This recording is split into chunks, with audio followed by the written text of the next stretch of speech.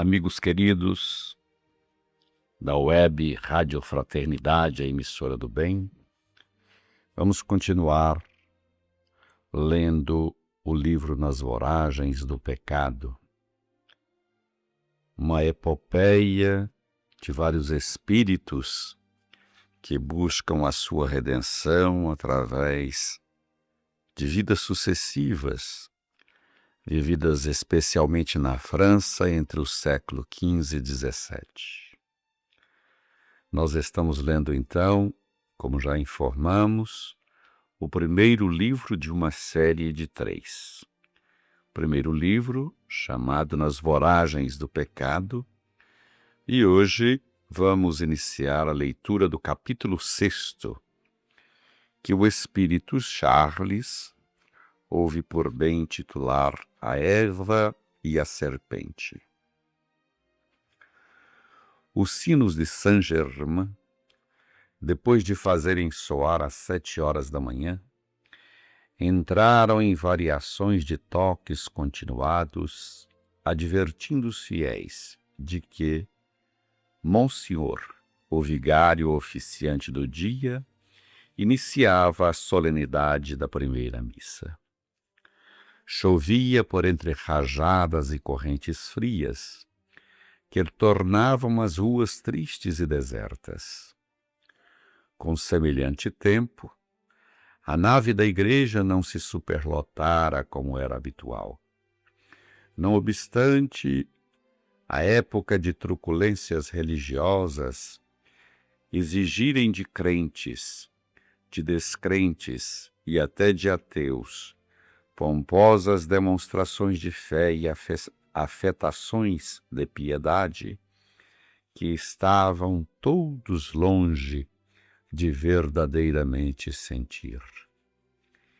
Inquieto, nosso personagem principal deste livro, Luís de Narbonne, que passara a noite na igreja com alguns clérigos, entre preces, conversações sobre a atualidade, sonhos de amor e um cortejo de emoções insólitas, muito chocantes, movimentava-se agora de um lado para outro incapacitado para permanecer por mais tempo no seu genuflexório, tal o estado de excitação porque deixara-se enredar. Ansiava pela visão do dia anterior e a aguardava desde as 10 horas da noite da véspera, contando os minutos e os momentos que o separavam do instante feliz em que a veria caminhando pela nave até a Capela Mor, onde pretendia colocá-la a seu lado. A jovem, porém, tardava. Insofrido, contrariava-se e pensava: viria? Será que ela não veria? Por que tardava assim? Mas vamos esperar ainda um pouco. Ele estava como os namorados grandemente interessados nas afeições que despontam. Pensava ele ainda consolativo: se ele não vier, Rupert irá ao Palácio Raymond averiguar da razão da sua falta. E assim continuava esperando. Desde a véspera, apenas adormecera reclinado nas poltronas das sacristias durante 1 ou 2 horas, mas não se reconhecia fatigado. O ambiente, por ele considerado sacrossanto, da igreja onde estava, fazia-lhe bem, revigorando-lhe moralmente o desgaste das energias físicas. Confessara-se às 6 horas da manhã, e como tencionava comungar durante a missa, não fizera ainda a primeira refeição, pois que, além do mais, convidaria a linda Lavigne a acompanhá-lo à mesa na própria sacristia. A irmã de Arthur, ela, a doce visão trajada em veludo azul. Ó céus, que felicidade!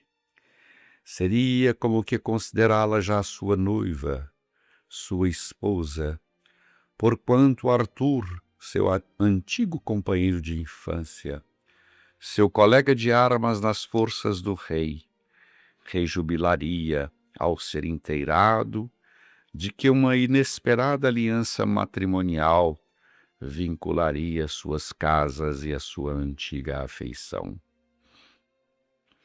Faltaria tão somente o consentimento do rei, da rainha-mãe, pois que ele, de Narbonne, não prestara ainda à Igreja nenhum decisivo juramento. E Sua Majestade, o rei, por que iria impedir? Ele e Arthur não eram servidores leais do trono da França, merecendo deferências? Verdade era que Sua Majestade, a Rainha Catarina, detestava-o, a ele, Luís. Mas tal incompreensão, porventura, poderia impedi-lo de casar-se com quem lhe bem parecesse, no dia em que entendesse trocar a teologia pelo tálamo? Todavia, o jovem de Lavigne ou a jovem de Lavigne não aparecia. Tê-lo-ia enganado? Jamais alguém o fizera esperar desde que deixara o convento. Amá-lo-ia com efeito? Ou seria pelas chuvas o impedimento?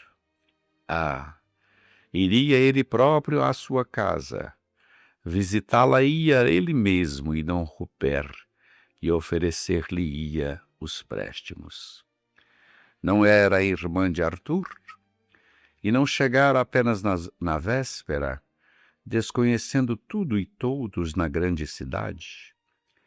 Várias vezes chegara à porta de entrada preocupado, sem serenidade para aguardar Rupert, que postado à frente da igreja esperava, incumbido de avisá-lo, à Capela Mor, tão logo a carruagem de Lavínia assomasse o longe. Não obstante, Monsieur oficiante já se paramentava para os ofícios. Seus acólitos já se agrupavam, formando o séquito de honra para o cerimonial de entrada solene na capela. Mademoiselle de Lavigne não aparecia. Monsieur entrara finalmente, o cálice de ouro nas mãos diáfanas, subira os degraus do altar e colocara-o sobre os linhos alvíssimos com o costumeiro ósculo ritualístico. Pela primeira vez, o senhor de Narbonne cometeu uma desatenção em momento tão solene. Levantou-se de mansinho do seu genuflexório, afastando-se sem repetidas menções de ajoelhar-se como conviria a um crente de sua circunspecção. Deixou o recinto respeitável e atravessou a nave com suas longas passadas de soldado, não obstante os trajes de estudante de teologia que desde a noite da véspera envergara. Chegou-se a Rupert pacientemente à espera e falou num sussurro algo contrafeito. Sinto-me inquieto. Corre você ao Palácio Raymond. Diz a Mademoiselle de Lavigne que não assistirei à Santa Missa sem que... Mas nesse instante, impedido de terminar a frase, uma carruagem puxada a 2 cavalos assomou à esquina próxima. Fitou-a emocionado. Encaminhava-se para a igreja. Logo as armas da família se destacaram do escudo aos seus olhos muito abertos, como que deslumbrados por um encantamento, depois de horas tão mortificantes de incerteza. Camilo soltou da boleia, estendendo o tapete de fibras impermeáveis. Dama Blandina desceu vagarosa sob a chuva. Rupert correu auxiliá-la com o para-chuva apropriado para momentos tais, gentil e prestativo. E Otília, trajada em veludo negro, ornada de rosas brancas ao natural, pálida e linda, qual Madonna de uma esfera ideal, desceu tímida e deparou à sua frente, emocionado e tremente, aquele a quem tencionava desditar. Luís olhava, absorvia-a no fulgor dos seus grandes olhos habituados ao domínio, medindo-a minuciosamente como que lhe examinando ansioso as feições, o porte, os cabelos, os vestidos, os adornos caprichosos. Cumprimentou a formosa La Chapelle em vênia obrigatória, curvando-se graciosamente, com respeito e distinção, pois não ignorava encontrar-se diante de um príncipe, depois do que fitou com meiguice e angelical timidez, exclamando baixinho e impregnando de dulçor intraduzível o tono de voz em que se expressava. Meu senhor, perdoai. A violência da chuva me fez, mas Luís não a deixou terminar. Curvou-se também ele, e ali ainda na porta, tomou-lhe sofregamente das mãos e beijou-as com fervor. Não digas nada, foi o que pôde dizer sussurrante e silenciou.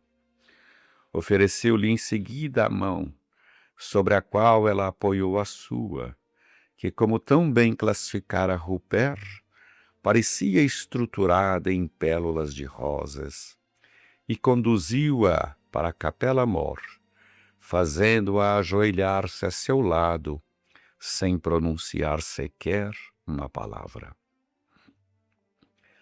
As cerimônias ultrapassaram o espaço de 1 hora. O rosto oculto entre as mãos, a falsa Otília dir-se-ia contrita diante de Deus, orando com especial desprendimento das coisas mundanas. Pelo menos, essa fora a convicção do altivo capitão da fé, que no seu orgulho de mandatário tudo via e compreendia segundo os próprios desejos. De quando em vez, voltava-se para ela observando-a com ansiedade e paixão. Mas Otília se mantinha alheia, não erguendo os olhos sequer para o altar. Que precipitosos abismos se rasgariam aos pensamentos da jovem moça durante aquela hora tão longa, em que parecia que todas as gritas infernais ecoavam em sua alma em ribombos turbulhonantes, ora incentivando-o à aventura arrojada, ora apavorando-a à frente da imensidão das trevas em que se precipitava. E ela pensava, alheia ao amor de Deus e do dever, enquanto Monsenhor oficiava e 2 olhos ternos e amorosos a envolviam em cariciosos efluivos, que seriam como labaredas inextinguíveis que as desditas e o curso do tempo não lograriam amortecer.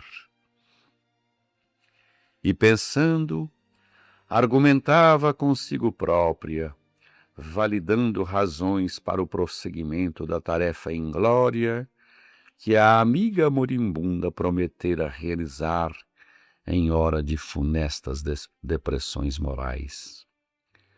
Revia, em cotejos percussientes, a Renânia querida, seu lar aprazível e protetor como albergue no paraíso, seus pais venerandos e bons, amigos da própria família como de estranhos, que a adoravam como se adorariam querubins dos céus. Recordavam, com o coração acicatado por indeléveis torturas, de Carlos Felipe, o seu irmão adorado, aquele que foi o segundo pai enquanto existiu, cujos conselhos e lições extasiaram sua alma durante os longos serões da noite.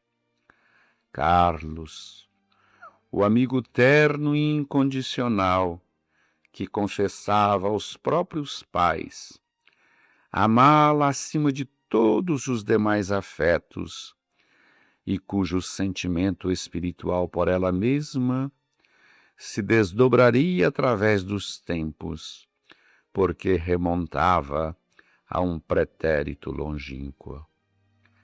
Lá estavam, decalcadas fugentemente em suas mais doces recordações, o oásis em que se balsamizava das sevícias do presente.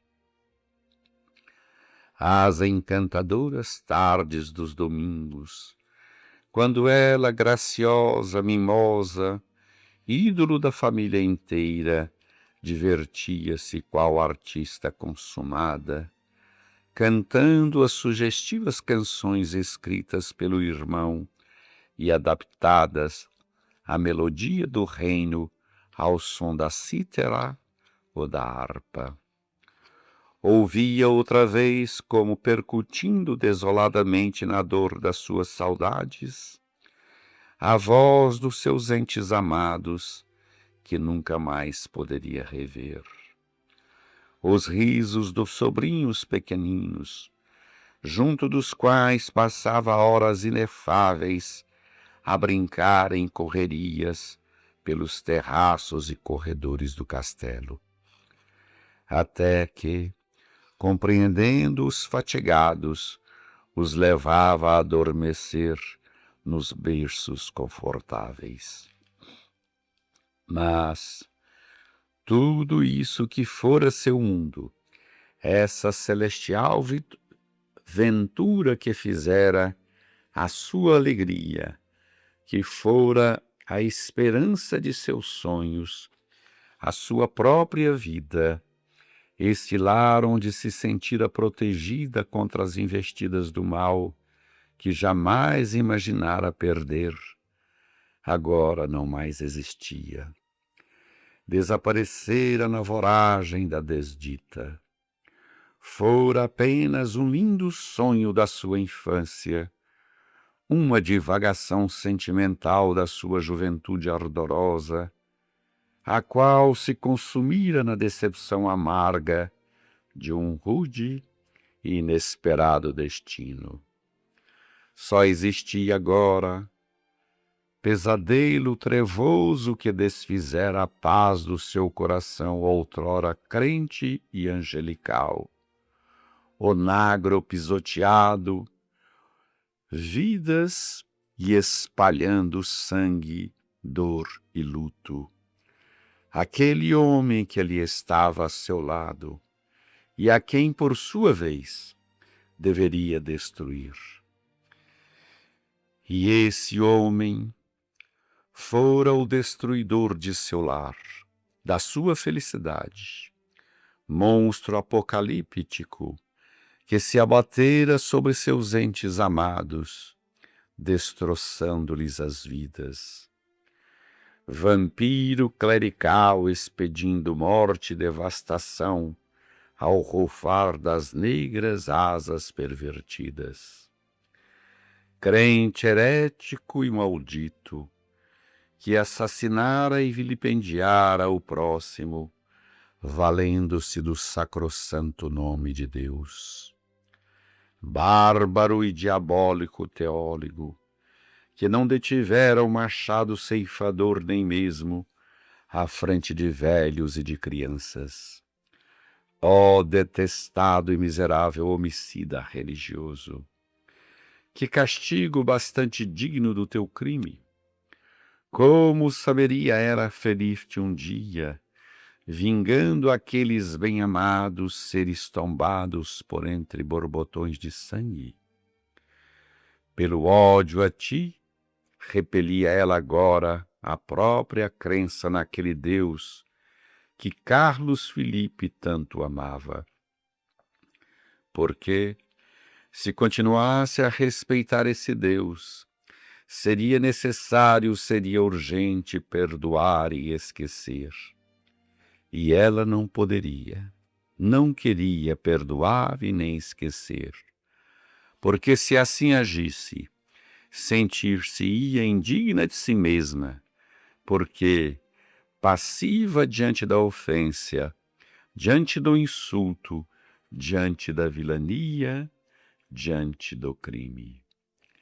Aquele homem monstruoso, assassino diabólico, detestado, ali estava bem junto dela.